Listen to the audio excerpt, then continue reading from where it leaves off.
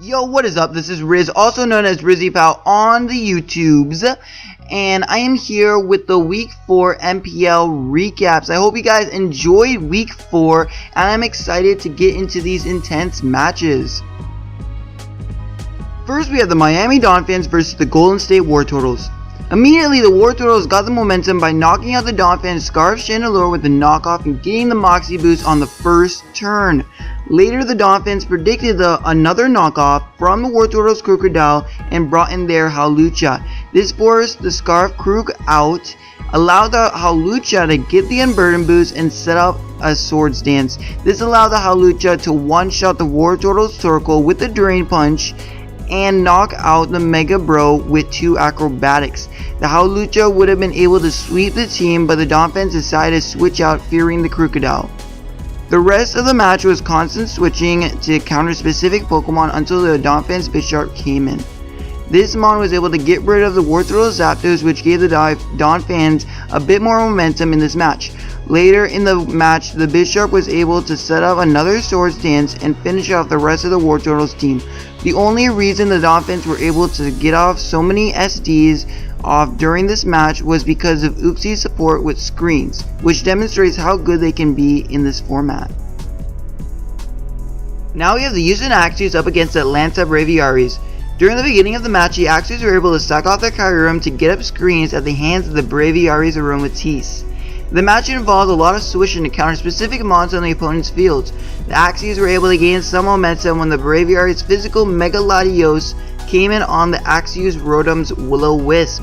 Gastrodon was a key member of the Braviaris team because it pretty much walled both the Axios Rotom and its Darmanitan. The Axios were able to make a mistake of using up their normal gem boosted fake out with Hitmonlee when the Braviaris Aromatisse was still around, which was able to one-shot it with the Moonblast. After this, the Braviaris were able to pressure the Axios with their Braviary and Gastrodon, giving them the 3-0 victory. Next up, we have the Cincinnati Charizards up against the Ekritik Gengars. This match began with the Gengar Sableye using Confuse Ray on the Charizard's teacher and forcing it to hit himself 2 times in a row with Confusion. The Charizards eventually were able to predict the Sableye coming in on their Mega Gallade and dealt over 50% to it with the knockoff, revealing the Gengars carried Bright Powder on the Sableye. Eventually, the Sableye went down to the Charizard's Dragonite. The Charizards eventually misplayed, bringing their Duck Trio in on the Gengar's Goodra's Draco Meteor, which went down. The Gengar's Electivire was able to knock out the Charizard's Amoonguss by spamming Ice Punch, which allowed the Gengars to gain some more momentum in this match, but was easily to be revenge killed by the Charizard's Mega Gallade. The Charizards were able to keep up this momentum by cleaning up the rest of the team with a combination of Heatran, Jolteon, and Mega Gallade in a 2-0 victory. The Wolverhampton Weevils and the Motor City Moltres had an interesting battle this week. Immediately on the first turn, the Weevil Zoroark was able to disguise itself as a Heracross and one-shot the Moltres itself with a Stab Dark Pulse. The Moltres' bad luck continues as their Mega Beedrill misses 2 drill runs in a row after setting up an SD, allowing the Nidoqueen to not only get up rocks, but also KO it. Later in the match, the Weevil's Nidoqueen went for Dragon Tail, baiting out the Charizard's Talonflame, which took 50%, which made the Charizards decide to sack it off. Since the Charizards had missed 2 drill runs in a row, the Weevils were able to keep the momentum on their side, knocking out one mon at a time, resulting in a 6-0 victory for the Weevils. If the Moltres' Beedrill had not missed those drill runs, this match may have played much differently.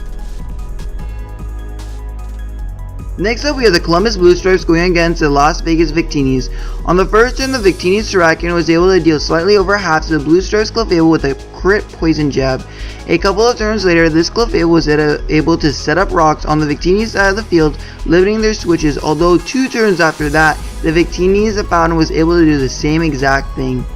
Later, the Blue Stripes Mega Latias was able to deal damage to the Scarf Terrakion with the Surf, but also had to take a ton from an X-Scissor. Later in the match, the Victinis Weavile dealt a ton of damage to the Venomoth with an Icicle Crash, but in turn was put to sleep, allowing the Venomoth to set up a Quiver Dance and baton passing it into Victini. This allowed the special offensive Victini to take out the Victini's Granbull, and Crobat, and Kyurem B, although each of these mons were able to get some chip damage on the Victini, bringing it really low.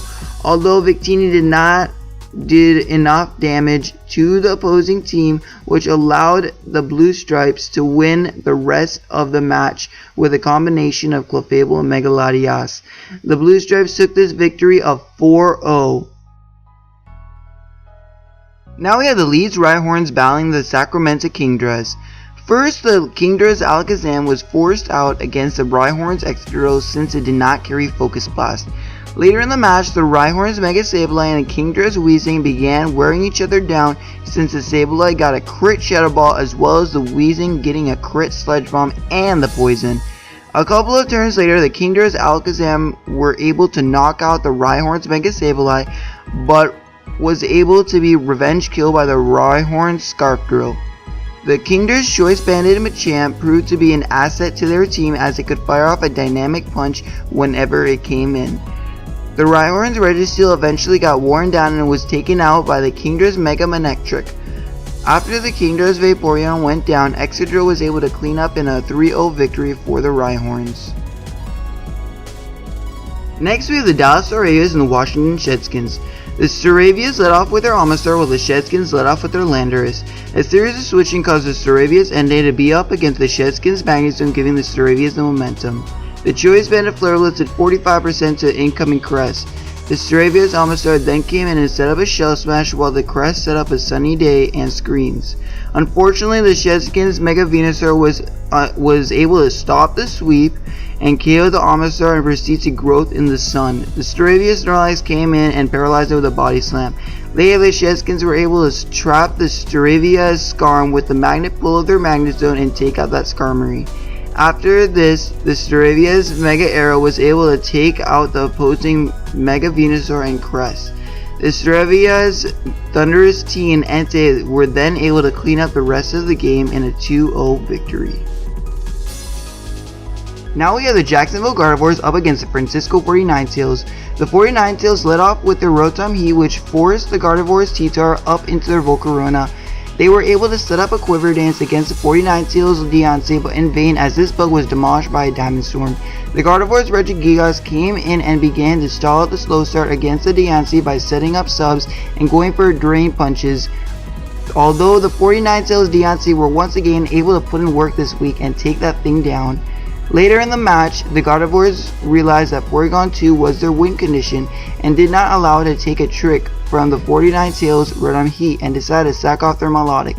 After the 49tails took out the Gardevoirs Meloetta with their Staraptor, their Scarf Gallade was essentially able to clean up the match where the 49tails took the win in a 4-0 victory. I hope you guys enjoyed week 4 of the MPL, and I would just like to let you guys know that I'm sorry that videos have not been up as early as they should be, but I've been having a lot of studies and stuff like that going on, and this does take up a lot of time to do these recaps, or this recap. I've only done 2 so far, but yeah, so just letting you guys know that soon it should be coming a lot quicker and that kind of stuff, because stuff like exams are going to get over. But that is it for this recap, and I hope you guys have a good day. I'm out. Bye.